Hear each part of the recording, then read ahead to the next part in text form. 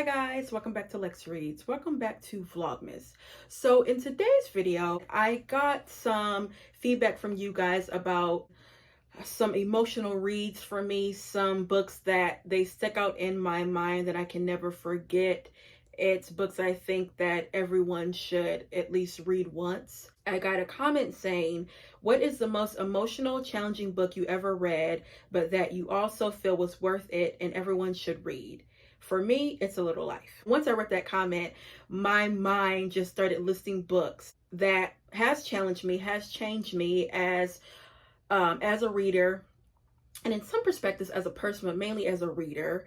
And then there are also books that I never forget the characters, never forget the themes, and I wanted to share them. So before we get started, don't forget to like, comment, and subscribe. So first, I have to say I do agree when it comes to A Little Life by Hanya Yanagihara. I read this book back in 2019, and there was I think it holds a special place in my heart because, first of all, it was the first book I read that was over 800 pages, and I did not know that I could read a book of that capacity. And once I did, I kind of was like, well, you know what? You can read a book that's, that or more. So it boosted my confidence. Secondly, this is a book that you cannot forget. I don't see how some people read this book more than once. I don't need to read this book more than once. I have never come across or read a character that had so much struggle than Jude St. Francis. Hanya Yanagihara wrote this character so well that you believe that this is a real person. And this book doesn't really have the storyline is you just follow four young men. They met in college. You follow them till that time, all the way until, their life, all the way until the end. So it's just like plot driven. You're basically just reading about their lives from, again, like 18 to like in their 50s. When you come encounters with these characters, especially Jude St. Francis, they call this book torture porn, and I can understand why. Now, this is not a book that I just would recommend. I would always say read it with caution because there's so much trauma, so many triggering things. This book deals with pedophilia. It deals with self-harming. It deals with physical, mental, emotional abuse. Oh, what else? That's a lot, okay? It's a lot to deal with. So you really do have to get your mind right with this book. Again, I would say proceed with caution. This is not a book that's for everyone. And if you can't handle just trauma, like a lot, there's really no happiness that comes out of this book. And it's so crazy because in one of the titles, it says like the happy years, and it's like, that's the happy years. Jude gets a little bit of some good news, but it's still like the baby been through so much. But yeah, I can understand how this is a challenging book. It's a very emotional book. Next is one of my favorite books of all times, one of my favorite authors of all times, and it is Praise Song for the Butterfly by Benicio McFadden. This book will always hold a special place in my heart because this book got me back into reading. This book also got me into African literature. I remember reading this book, I said, I would love to read a book by an African author as opposed to an African American, author.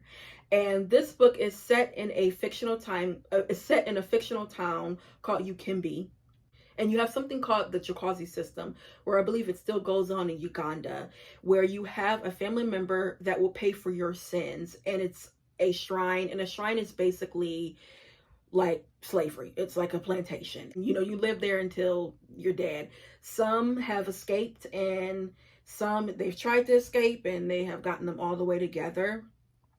And the fact that you had a character named Obeyo, who was about 9 years old when she, went into the shrine, and she was about 30 something when she came out, and she had so much courage. She had so much courage, so much perseverance, and you would think, and she had every right to be so angry at the world, so angry at her family, and she did it. She honestly did it. And this book just changed so much again for me. If I believe that if I didn't read this book, I probably wouldn't even be into books. And you guys know a little bit of my story where I was not a reader at all. I could not read as a kid. I had a hard time with comprehension. I actually repeated the first grade because my reading level was beyond low. I just I couldn't comprehend. Reading was a challenge. And I got back into reading due to grief, and it has changed my life. It has changed my perspective. And this book was the first book that really catapulted me into that. And yeah, Bernice McFadden. And after reading this, I said, I have to read everything Bernice McFadden. And I have. She is my favorite author of all time. All her books, I recommend every last one of them because it's just so good. Next is, of course, like I said, after I read this, I wanted to read an African author, a true African author. I got into African literature all of 2019. That's the only thing I was reading. This author is my favorite African author of all times, and it is Chimamanda Ngozi Adichie.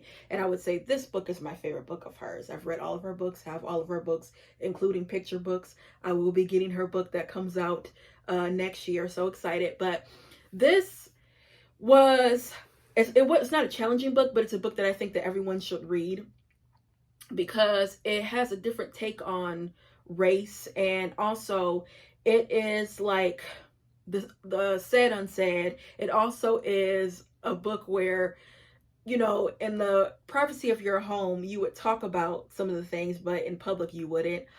And she just opened my eyes when it came to race, and also she opened my eyes when it came to being an American.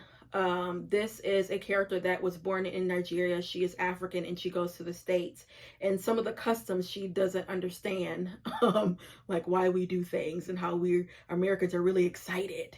And also there's a particular scene I always say and always love is when she's going shopping and they ask who, you know, helped you out, and they were trying to decipher if it was, you know, the black girl or the white girl. And you know, when you go shopping, they ask you, you don't say, oh, the black girl right there. You know, it's just something, it's an unspoken rule. You know what I mean? And she didn't understand, like, why are we going through all of this? Because they were like, was it the girl with the red scarf? Was it the girl with the blue shirt? Was it the girl with the purple pants? And she's just like, there's clearly a difference. One is white and one is black. So why can't you say that? So just like different things like that I love that she talked about. Also to the complexities of hair, black hair. I had never read a book that talked about, again, the complexities of black hair. It can be very, very complicated. And if you're a black woman, you know what I'm talking about. That's one thing that I could really appreciate. And I'm like, okay, I'm not the only person that has gone through that. Next is The Vanishing Half by Britt Bennett. This book, you guys, if you haven't read it, you need to hurry up and read it. I remember when this book came out back in 2020, everybody and their mama was talking about it. If you're on Instagram, everybody was posting it and all of that. And y'all know I like to wait, you know, to read things. I like the hype to go down. I like to read things and everyone else reads, you know, things. So I waited like, maybe about a year or 2 years to read this. And I said, oh my goodness, it was so good. I have 2 copies of this book. This is my annotated copy, and I have a pretty nice fresh copy. I think the reason why I love this so much because it reminded me so much of the Harlem Renaissance authors. If you've read anything about the Harlem Renaissance or during the Harlem Renaissance, they really did focus on passing. They focus on, you know, race relations, but mainly passing. And this book also hits home for me because it is set in a small town in Louisiana. I believe it's a fictional town. Both of my family comes from Louisiana. They come from a small town called Alexandria, Louisiana. And it's like, growing up, I heard so many of those stories, and I feel like I was, from Louisiana, okay? I'm an honorary Southern person. But I remember asking my aunts about, you know, was there a town that separated, you know, separated the color of your skin, like, you know, was it a separate town? And my aunt was like, oh yeah, and she named the town. I always have to ask her what that town is, and I'm like, oh, that was a real thing? She's like, yeah, they had a town where only light-skinned black people lived, and you had a town where only dark-skinned black people lived, and you wouldn't dare try to go into each other's towns, okay, because it was going to be an issue. And I know, you know, growing up, in a family that is from Louisiana, you know, color was talked about. They would always ask, you know, if we have like a new baby in the family, oh, what color is it? And it's like, seriously? Where I even at one point would say that, like, what color is the baby? You know, which is so stupid. But the fact in, you know, the South, they do hold on to that colorism, you know. And if, you know, my grandmother, she was a victim of it. And my aunt, I have a lot of aunts, but one of my aunts, you know, was very, very dark skinned, and my grandmother was very dark skinned. And when they would be walking down the streets of Louisiana, they would call them purple in them, saying that they're so black. So again, this book really did hit home because I know those customs. I know, you know, that dialect of just talking about, you know, color and just all them Louisiana isms, you know. So yeah, this, if you guys haven't read it, please read it. I mean, everybody named Mama probably read this book. This is a book that I will definitely revisit. It's that good. Next, oh my gosh, y'all know how much I rant and rave about this book. This is a second favorite of mine. After this book, I have become a groupie of this author, and it is Yellow Wife by Sadiqa Johnson. Y'all know, 3 copies, read it 3 times. I'm shocked I haven't revisited this book this year. I mean, a different perspective when it comes to slavery. I did not know that some overseers, they would not want their white, you know, daughters to marry slave catchers because that was like they were the pariahs, yet they owned slaves. I did not know that Mary Lumpkin was a real woman. I did not know that you had some white men that married these black women that looked white, but because they were the pariahs, you know, that's the only thing they could get. And the fact that you had a man that he owned, that he, you know, captured slaves and had a prison that just did inhumane things, yet he married a black woman, had children with a black woman. And they said that, you know, it looks like he treated the children, you know, and her, mainly the children, with a lot of love. And it was like, you know, you got black kids, you know, and your wife was black. But this just has such a different take on slavery. And I was one of those people before I read this book where when I would see an author, you know, come out with a slavery themed book, it's like, oh, that again, like, we got so many. Don't think like that. Don't ever think like that. After I read this book, I appreciate it even more because there's so many stories when it comes to slavery that needs to be told. And Sadiqa Johnson, I remember her saying, you know, can you imagine living that? So the least that we can do is read about it, honor it, continue to talk about it. And again, I don't have that mindset anymore because at one point I did. And this book just opened my eyes. I would highly recommend this book. It can be difficult, but it's necessary. Next is a nonfiction book, which is shocking for me, but it's a memoir, and it is called Growing Up X by Ilyasah Shabazz. Ilyasah Shabazz is one of Malcolm X's daughter. And this book, I remember I actually read it in college and just loved every minute of it because I was always curious to know, you know, after a leader is, you know, assassinated and killed, like, what happens after? What happens to the family? And especially with Malcolm X, you know, after he died, no one would touch that family. You know, he didn't have any money. He didn't even have a bank account. He didn't have anything. And Ossie Davis and Ruby Dee really helped Betty Shabazz out and the children. You know, like, was it a week or two? Their house was bombed, so they didn't have a house. And then, you know, he ended up getting assassinated, and Betty Shabazz was pregnant with twins at the time, and she already had 3 small children. So, I mean, she just had a lot. And Ilyasah talks about how she still kept their father's memory, their father's legacy in the home. And this is Ilyasah. She was a baby when her father died. And just the respect that I had and learned about Betty Shabazz, just, I mean, that lady was unbelievable. I don't think she gets a praise and recognition as she should. And also with Malcolm X, you know, people always think that Malcolm X is, you know, all white men are devils and white people are evil and da da da da. No, he didn't think that. And even the, his Any Means Necessary, his thing was, no, I don't believe you just should go out and shoot all white people. I don't think that, but if they got guns, we got to have guns, vice versa. He just, I think people just think, oh, he just promoted hate, hate, hate. No, his thing was, we have to be ready just like they have to be ready. Again, if they want to, get down and dirty, we have to get down and dirty. And also towards the end, he start talking about peaceful, protesting and things like that. But, he just doesn't get the same, I would say, respect and recognition as Martin Luther King, but you can't take anything from Martin Luther King. I'm not saying that. But I think, they both were fantastic leaders. They both contributed to Black society, and not even just Black society in general.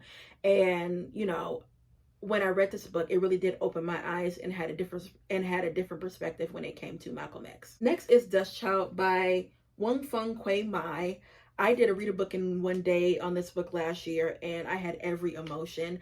This book talks about, and is set during the Vietnam War. It talks about Amerasian children, how you have, children that are mixed race. They are Vietnamese and they are American, and you have these GI soldiers that would basically just discard those women. They would sleep with them and then, would just leave them. And the product of, these children were brought into this world, and the women, they couldn't take care of them. They didn't have any money, and they were adopted. And then you also have the bar girls, where it's a form of prostitution, where you had these women, they would, sell these,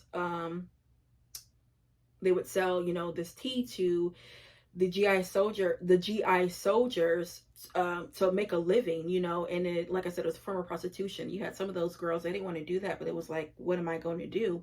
And those men took, advantage of them. And this, if y'all saw my reading vlog of this, y'all saw every emotion. This book is, oh my gosh, I tabbed it to death. I believe I have 2 copies of this book. It just was fantastic, and it really opened my eyes when it came to the Vietnam War, because I didn't know a lot of it, and I also didn't know anything about, Amerasians and just things of that nature, and how you just have these children discarded, you know what I mean? And in the video I did, I had clips and interviews of Amerasian children. I had some clips of the GI soldiers. I had, clips of the author talking about the book. I'll put it down below, because yeah, I just learned so much when I read this book. And lastly is, of course, I have to mention a Harlem Renaissance book. Y'all know how much I love Harlem Renaissance. It is Plum Bun by Jessie Redmond Fawcett. This book is, oh, what can I say about this book? You guys see I'm like cheesy. This book is just, can't forget Angela. You cannot forget Angela at all. You have a family that they have a daughter. One daughter can pass, the other can't. The mother also can pass. And they had this thing where, they would go to the white shops and try on gloves and things like that. And she would take her daughter along with her, because she couldn't take Virginia. Virginia was like my, skin color. And there was one scene where they were literally, Virginia and the dad were walking past the mom and Angela, and they couldn't say anything. They just walked past, and the mom was like, Lord, I just walked past my child and didn't acknowledge her. And there was also a scene where the mom got hurt and the dad had to act like that was, his employer. I mean, yeah. And you have Angela, where she thinks, you know what? I'm going to go to New York. I'm going to pass as white. And she realizes it's not green on the other side, because, okay, well, I don't have to deal with race, but I have to deal with gender, inequality. And the stuff she does, it's like, girl, why would you do that? And yeah, drama and tea. And it also has like this fairy tale-ish aspect to that. I remember after I read it, like literally the last page, I just was like, oh, it kind of gave me like a Cinderella ending. You know what I mean? This book, she is one of my favorite Harlem Renaissance authors, during that time. She's another one that don't get a lot of praise and recognition, I would say. She's getting a little bit now, But I think when you think about Harlem Renaissance, when it comes to like women, you know, authors, you automatically going to think about Zora Neale Hurston, which I do understand that because Zora Neale Hurston is a GOAT. But y'all got to read Jessie Redmond Fawcett works, because it's just beyond amazing. She has 4 books, I believe, and all of them are different. All of them talk about passing and race relations, but they're different. That's one thing I love about Harlem Renaissance. The subject matter is the same, but yet the stories are different. And they're also so modern. That's one thing I cannot get over Harlem Renaissance. I feel like when I read Harlem Renaissance and I'm reading something from today, which when you think about it is actually kind of sad, because it's like, have we progressed? You know, which we have a little bit, but still, we can make more progress. But y'all, haven't read this, you need to read it. I think I have 3 copies of this book. It's such an eye-opener, and it's a page turner. It honestly is a page turner. So yeah, guys, that is it when it comes to this video.